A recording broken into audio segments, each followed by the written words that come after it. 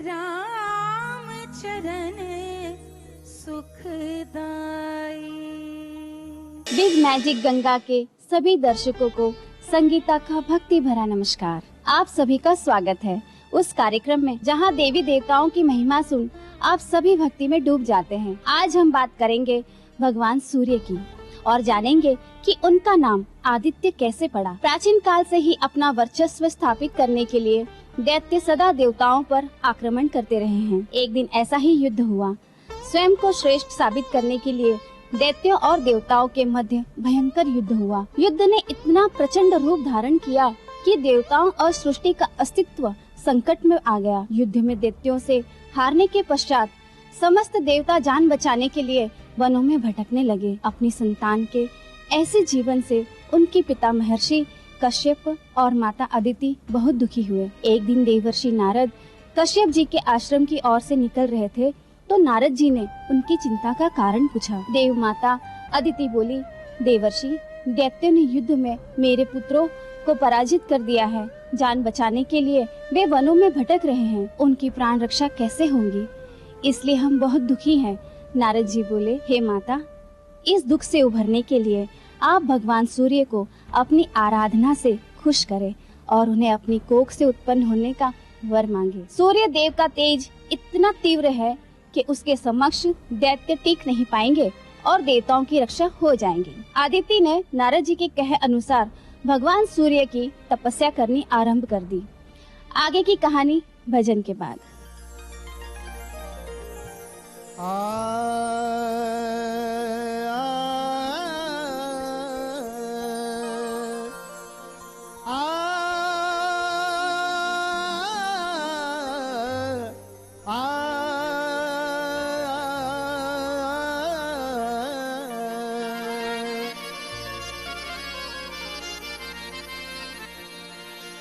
रामायण में गोस्वामी जी लिखले बनी, बड़े भाग मनुस्तन पावा, सुर दुर्लभ सद ग्रंथन गावा। बड़ा भाग से पूर्व जन्म की तपस्या से कर्म कमाई अच्छा किला से ये इतना सुंदर भगवान शरीर दिले बनी। ऐसा सुंदर शरीर पा करके भगवान की चर्चा ना आदमी करे, भगवान की याद ना करे तो शरीर बेकार हुआ। माटी के पाई के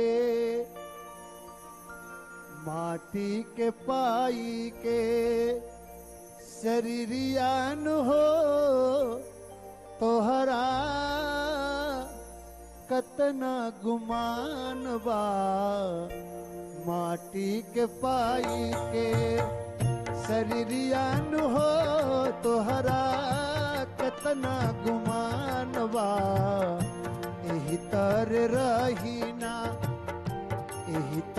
रहीना उमिरियान हो तबो मनवा उतान बा। माटी के पाई के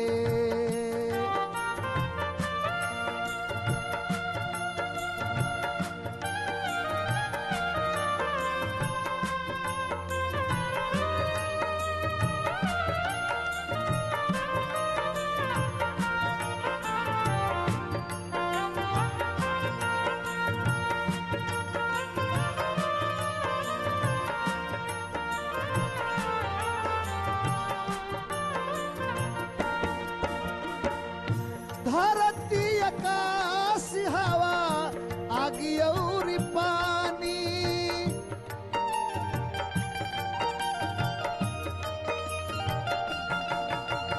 छित जल पावक गगन समीरा पंच रचित यह अधम शरीरा।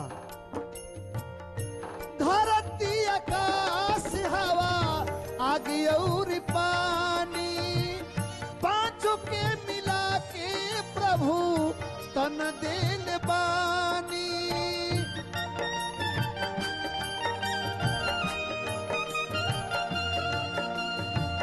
पांचों के मिला के प्रभु तन देन बानी। बैठल बारे अपने भितरियानु हो उनकर कृपा महान बा माटी के पाई के शरीरियानु हो तबो कितना गुमान बा माटी के पाई के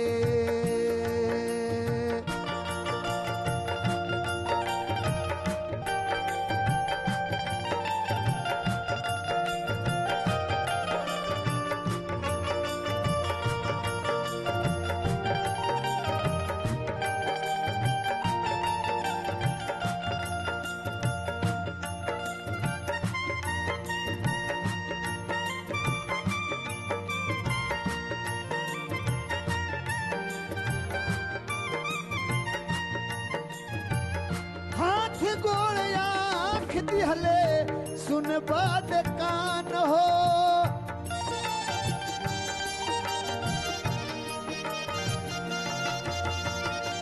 हाथ गोड़ आँख दिहले सुन बात कान हो स्वाद बात जीभ दिहले बोल के जुबान हो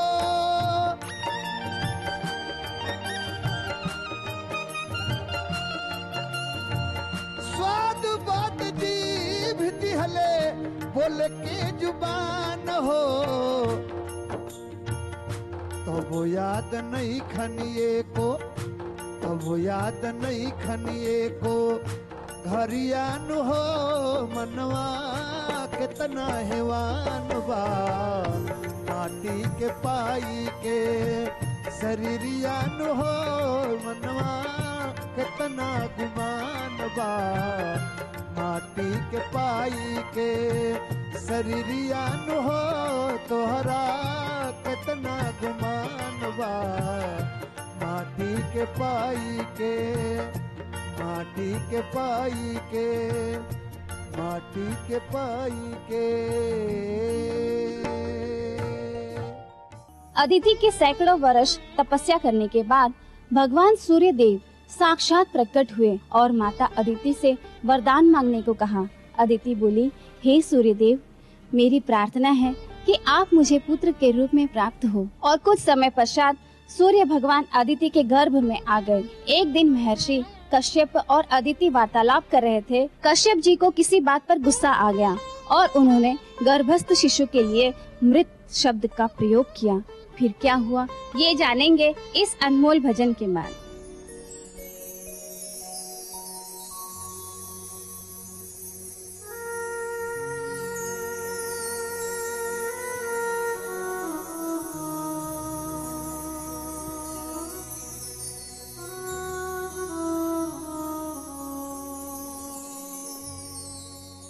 राम सिया राम राम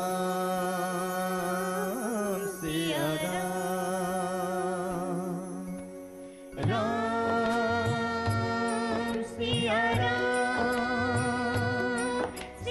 राम जय जय राम राम सिया राम जय जय राम राम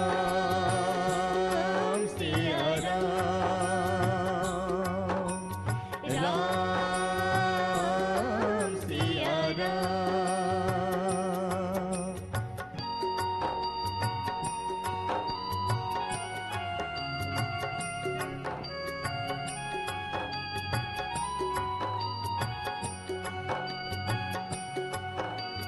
सत्य नाम जाने बिना हंस लोक नहीं जाए, ज्ञानी पंडित सूरमा कर गए मोह उपाय।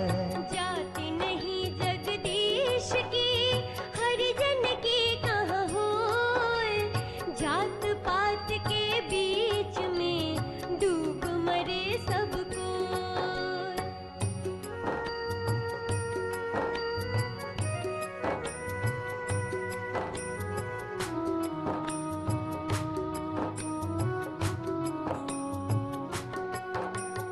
गुरु ज्ञान माने बिना चले अटपटी चाल, लोक वेद दोनों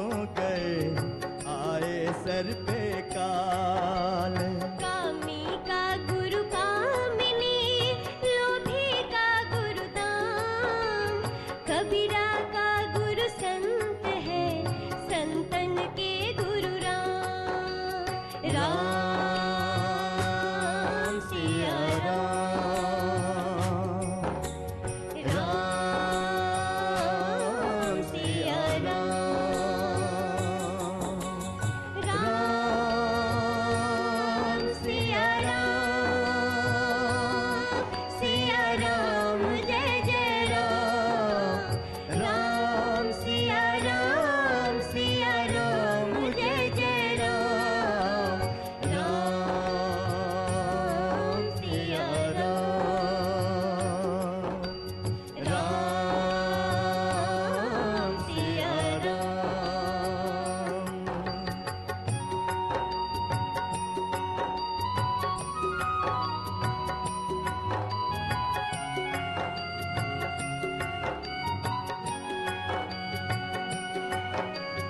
शब्द संभाले बोलिए, शब्द के हाथ न पाओ।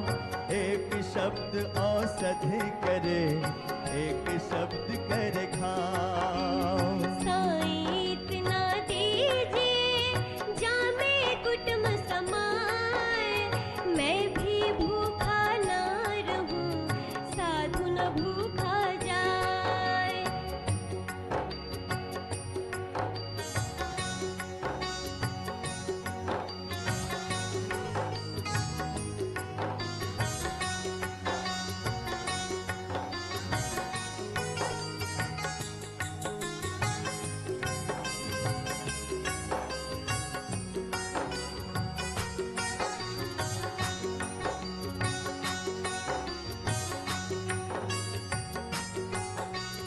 धीरे धीरे रे मना, धीरे सब कुछ हो। माली सींचे 100 घड़ा, ऋतु आए फल हो। राम नाम का लूट है, लूट सके तो लूट, अंत समय पछताएगा, प्राण जाएगा छूट। राम सिया राम, राम सिया राम, राम सिया राम, सिया राम जय जय राम, राम सिया राम, सिया राम जय जय राम, राम सिया राम, राम सिया राम, राम सिया राम, राम सिया राम।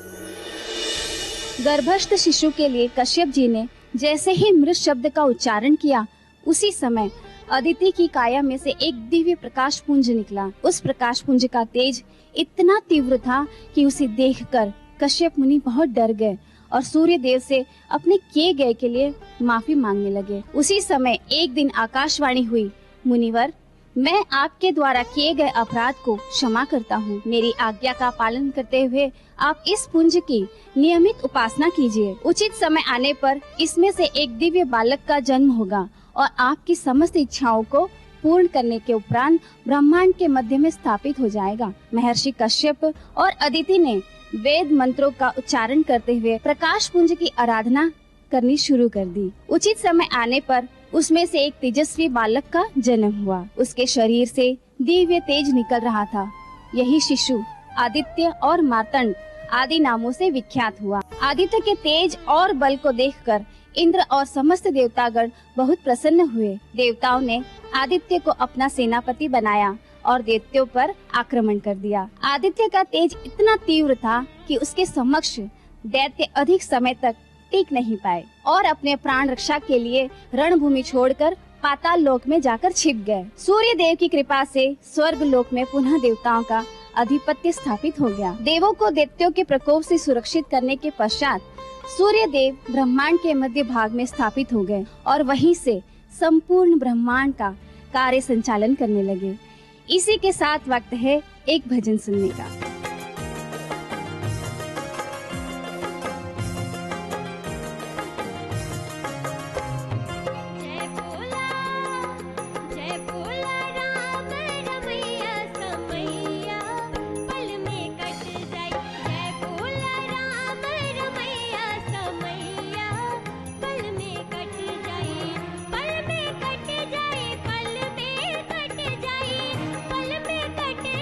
पल में